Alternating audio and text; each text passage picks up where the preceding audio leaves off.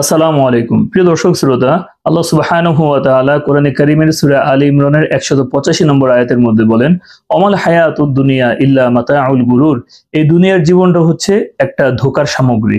আমরা এখানে যত কিছু আয়োজন করছি, টাকা পয়সা, বাড়ি গাড়ি, স্বর্ণ গয়না, আমাদের সন্তানদের পিছনে, আমাদের চাকরির পিছনে, আমাদের ব্যবসার পিছনে, আমাদের কেরিয়ারের পিছনে, এই যে এত রক্তপাত, মারামারি, হানাহানি, কাটাকাটি, ক্ষমতার লোভ, ক্ষমতা ছাড়া নেওয়া গ্রহণ করে সব কিছু আসলে এগুলোর মূল উদ্দেশ্য হচ্ছে এই দুনিয়ার প্রতি লোভ থাকা। চুরি করা, চামারি করা, ডাকাতি করা, এই যত ধরনের অপরাধ, অন্যায়, অপকর্ম যা কিছু আছে এই সব কিছুর মূলে কিন্তু রয়েছে দুনিয়ার প্রতি লোভ এবং দুনিয়াকে অর্জন করা। এই জন্য আল্লাহ রাব্বুল আলামিন এই দুনিয়ার ক্ষেত্রে বলেছেন, অমাল হায়াতুদ দুনিয়া ইল্লা মাতাউল গুরুর। এই দুনিয়ার জীবনটা এটা ধোঁকা ছাড়া আর কিছুই না। এরই খুবই চমৎকার একটা ব্যাখ্যা কিতাবুজ জুহুদের 225 নম্বর পৃষ্ঠার মধ্যে ইমাম গাজালি রাহিমাহুল্লাহর একটা আলোচনা সেখানে উল্লেখ করা হয়েছে। ইমাম গাজালি রাহিমাহুল্লাহ দুনিয়ার জীবন যে একটা ধোঁকা এটা বোঝাতে গিয়ে একটা উদাহরণ টেনে এনেছেন। একজন ব্যক্তি সে জঙ্গলের মধ্য দিয়ে যাচ্ছিল। ইতিমধ্যে একটা সিংহ তাকে আক্রমণ করে বসে। সিংহের এই আক্রমণ থেকে বাঁচার জন্য সে দৌড়াতে দৌড়াতে একটা কূপের মধ্যে গিয়ে আশ্রয় নেয়। কূপের দড়ি ধরে সে একেবারে যখন নিচে চলে যায়, সে ভাবে যে সে বেঁচে গেছে। হঠাৎ তার দৃষ্টি যখন নিচে পড়ে, সে দেখে যে বিশাল বড় একটা অজগর সাপ হা করে তার দিকে আছে। উপরে সিংহ আর নিচে অজগর সাপ। সে মহা বিপদের মধ্যে পড়ে যায়। এর মধ্যেই দুটো ইঁদুর, সাদা আর কালো ইঁদুর এসে তার দড়িটাকে কাটা শুরু করে দেয়। এখন সে একেবারে চিন্তিত হয়ে যায় যে আমার আর বাঁচার কোনো রাস্তাই নেই। আমি যদি উপরে উঠে যাই তাহলে সিংহের খাবার হয়ে যাব, আর যদি নিচে পড়ে যাই তাহলে আমি অজগর সাপের পেটের মধ্যে চলে যাব। হঠাৎ তার হাতের মধ্যে মৌচাকের একটা বাসা এসে তার মধুগুলো তার হাতের মধ্যে পড়ে যায়। লোকটি এই অবস্থায় মধুটা আস্বাদন করতে থাকে, মধুগুলোকে খেতে থাকে। মধুর মিষ্টতায়, মধুর মোহনীয়তায়, স্বাদে সে একেবারে এই সব কিছু ভুলে যায়। উপরে যে সিংহ আছে, নিচে যে অজগর সাপ আছে, তার দড়িটাকে যে কাটা হচ্ছে, সে নিতান্ত এই সব কিছু ভুলে যায়। ইমাম গাজালি রাহিমাহুল্লাহ এই বিষয়টাকে উল্লেখ করার পর বলেন যে এই যে সিংহটা যেটা তাকে তাড়া করেছে এটা হচ্ছে মৃত্যু। যে মৃত্যুটা প্রতিনিয়তই একটা মানুষকে তাড়া করে বেড়াচ্ছে। আর যে বিশাল বড় অজগর সাপ হা করে আছে এটা হচ্ছে কবর। অর্থাৎ আমাদেরকে এই কবরের মধ্যে যেতে হবে। আর সাদা ইঁদুর, কালো ইঁদুর যেটা দড়ি কাটছে সেটা হচ্ছে দিন আর রাত। আমাদের দিন আর রাত আস্তে আস্তে আমাদের জীবনটা কিন্তু শেষ হয়ে যাচ্ছে। দিন যায় রাত আসে, এইভাবে আমাদের হায়াতগুলো শেষ হয়ে যাচ্ছে, ফুরিয়ে যাচ্ছে। আর হাতের মধ্যে যে মধুটা আছে এই মধুটা হচ্ছে দুনিয়া। যে দুনিয়ার মোহনীয়তা, স্বাদ আমাদেরকে সবকিছু, কবর, মৃত্যু, দিন রাতের পরিবর্তনে সবকিছু থেকে আমাদের ভুলিয়ে রেখেছে। আল্লাহ, আল্লাহর রসুল, হাসর নাসর, মিজান, পুলসিরাত, কিয়ামত, এই সব জিনিস থেকে এই দুনিয়া আমাদেরকে এসব চিন্তা থেকে, পেরেশানি থেকে সবকিছু ভুলিয়ে রেখেছে একমাত্র দুনিয়া। আর এই দুনিয়ার মোহনীয়তার মধ্যে পড়ে আমরা আমাদের জীবনের যত ধরনের অন্যায় অপরাধ যেগুলো আছে এই সবগুলো করে যাচ্ছি। দুনিয়ার বাস্তবতাটা কতটুকু এটা উল্লেখ করেছে আলেকজান্ডার দি গ্রেট।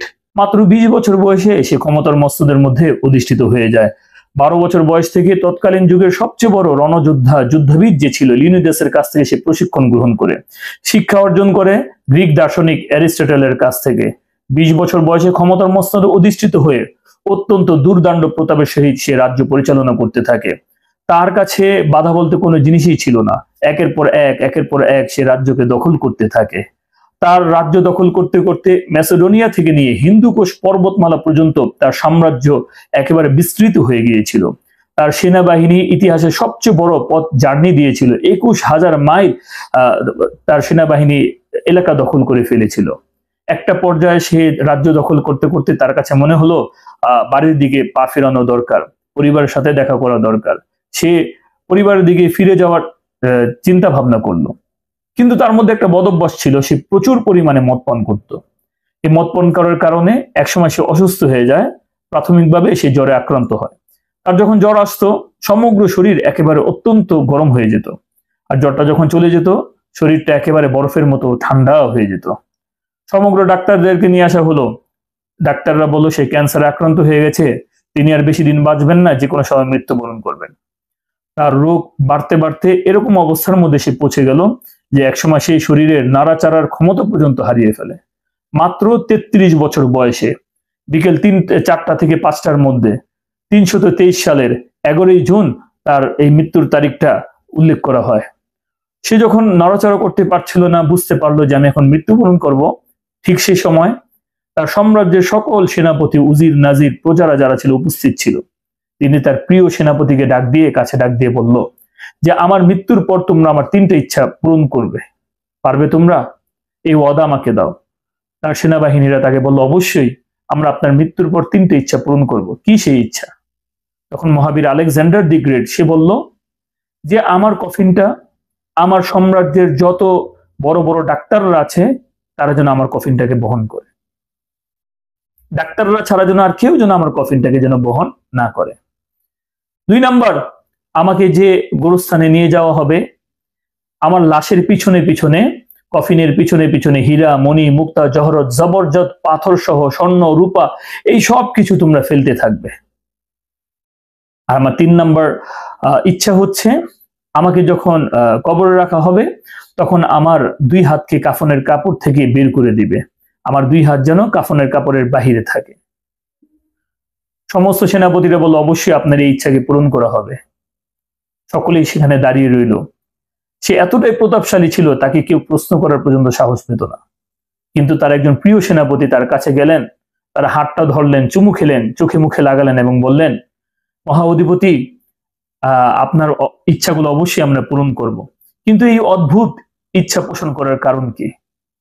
তখন মহাবীর আলেকজান্ডার দি গ্রেট বলেছিল, এর কারণ হচ্ছে আমি দুনিয়াবাসীকে জানিয়ে দিতে চাই যে চিকিৎসকরা, ডাক্তাররা, তারা কোনো মানুষকে সারিয়ে তোলার কোনো ক্ষমতা রাখেন না। সে যত বড়ই ডাক্তার হোক, কোনো ডাক্তারের পক্ষে সম্ভব না কোনো মানুষকে সারিয়ে তুলে তার জীবনটাকে ফিরিয়ে দিবে, এটা কোনো মানুষের পক্ষে সম্ভব না। এই বিশ্বাসটা যেন সমগ্র মানুষরা যেন বুঝে নেয়।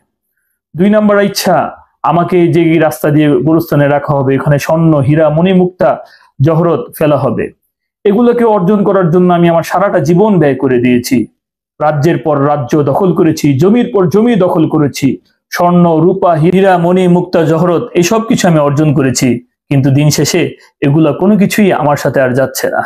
কাফনের কাপড় থেকে আমার হাতটাকে বের করে দিবে। দুনিয়ার মানুষকে আমি এটাই শিক্ষা দিতে যাচ্ছি যে আমি যখন মহাবীর আলেকজান্ডার যখন দুনিয়াতে এসেছিলাম, আমি খালি হাতে এসেছিলাম, এখন আমি যখন ফিরে যাচ্ছি খালি হাতে ফিরে যাচ্ছি। এই 3টা বাস্তব উদাহরণ দিয়ে মহাবীর আলেকজান্ডার দি গ্রেট দুনিয়ার মানুষকে বোঝাতে চাইলেন যে আমি এত বড় ক্ষমতাধর ছিলাম, এত দুর্দান্ত প্রতাপের অধিকারী ছিলাম, তারপরও ডাক্তাররা আমাকে সারিয়ে তুলতে পারে নাই। আমার স্বর্ণ গয়না এগুলো আমার কোনো কাজে আসে নাই। আমি খালি হাতে এসেছিলাম, এরকম ভাবে খালি হাতে চলে গেলাম, আমার ক্ষমতা আমার কোনো কাজে আসে নাই।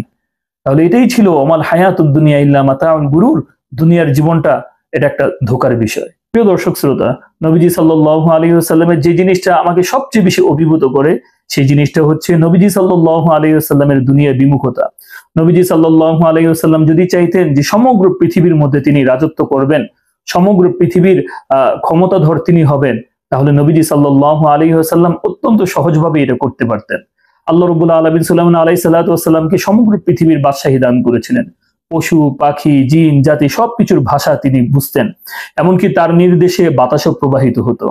দাউদ আলাইহিস সালামও বাদশা ছিলেন, আইয়ুব আলাইহিস সালাতু ওয়াসসালামও বাদশা ছিলেন।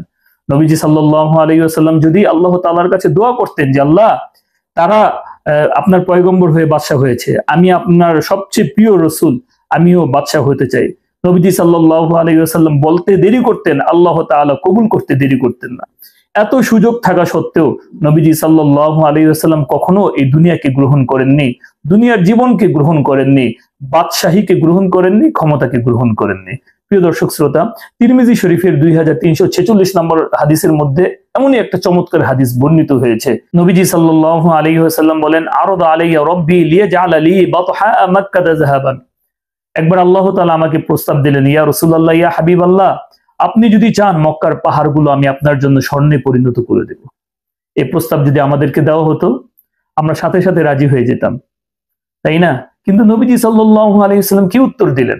আল্লাহ নবী সাল্লাল্লাহু আলাইহি ওয়াসাল্লাম উত্তর দিলেন, লাকিন্না ইয়া রাব্বি আশবাউ ইয়াওমান ওয়া আজুউ ইয়াওমান। হে আল্লাহ, আমি তো চাই একদিন ক্ষুধার্ত থাকবো, আরেকদিন আমি পরিতৃপ্ত হব। ফাইদা জুআতু আদররাতু ইলাইকা ওয়া যাকারতুকা, হে আল্লাহ, যেদিন আমি ক্ষুধার্ত থাকবো সেদিন কাকুতি মিনতি করে আপনার কাছে দোয়া করব, রোনাজারি করব এবং আপনার জিকির করব। ওয়া ইদা শাবিআতু হামিদতুকা ওয়া শাকারতুকা, হে আল্লাহ, যেদিন আমি পরিতৃপ্ত হব সেদিন আমি আপনার শুকরিয়া আদায় করব, আপনার প্রশংসা করব। তাহলে এই হাদিসের মধ্যে নবীজি সাল্লাল্লাহু আলাইহি ওয়াসাল্লাম কিভাবে দুনিয়া বিমুখতা প্রদর্শন করলেন, এটা আমাকে অবাক করে ফেলে। এই ধরনের প্রস্তাব যদি আমাদেরকে দেওয়া হতো তাহলে আমরা কি করতাম? নবীজি সাল্লাল্লাহু আলাইহি ওয়াসাল্লাম বলেন, এই যে দুনিয়ার মধ্যে মারামারি, কাটাকাটি, হানাহানি, এরকম ক্ষমতা নিয়ে রক্তপাত আর রক্তপাত, মায়ের কোল খালি হচ্ছে, জায়গায় জায়গার মধ্যে মানুষ মৃত্যুবরণ করছে, কারোর পিতা, কারোর মা, কারোর ভাই, কারোর বোন, কারোর চাচা, কারোর মামা, এই ধরনের এক একজন মানুষ যে হত্যা হচ্ছে, চুরি চামারি লুণ্ঠন, এই সব কিছু যে জায়গায় জায়গায় হচ্ছে, জানেন এগুলোর মূল কি? এই সব কিছুর মূল হচ্ছে হুব্বুদ দুনিয়া রাসু কুল্লি খতিয়া। এই সব কিছুর মূলে হচ্ছে দুনিয়ার প্রীতি, দুনিয়ার প্রতি ভালোবাসা, দুনিয়ার মোহ। দুনিয়ার মোহ আমাদেরকে এমন ভাবে অন্ধ করে দিয়েছে, যার কারণে আজকে আমাদের সমাজের এই অবস্থা হয়ে গেছে। যখন একটা মানুষ দুনিয়াকে পৃষ্ঠ প্রদর্শন করবে, দুনিয়াকে তুচ্ছ তাচ্ছিল্য করবে, তখন সেই সব ধরনের পাপাচার থেকে বেঁচে যাবে। অথবা আপনি যদি চান যে সব ধরনের পাপাচার থেকে আপনি বেঁচে থাকতে, তাহলে অবশ্যই দুনিয়াকে আপনি বিমুখ করে দেন আর দুনিয়া থেকে পৃষ্ঠ প্রদর্শন করুন। এই জন্য আল্লাহ তাআলা বলেন কোরআনের মধ্যে, অমাল হায়াতুদ দুনিয়া ইল্লা মাতাউল গুরুর, এই দুনিয়ার জীবনটা হচ্ছে ধোঁকা, এটা মানুষদেরকে ধোঁকাই দিয়ে থাকে। অতএব আমাদেরকে বাস্তবতাটা বুঝতে হবে, আল্লাহ তাআলার কথা মেনে নিতে হবে। আল্লাহ তাআলা আমাদের সকলকে সহি সমাজ দান করুন।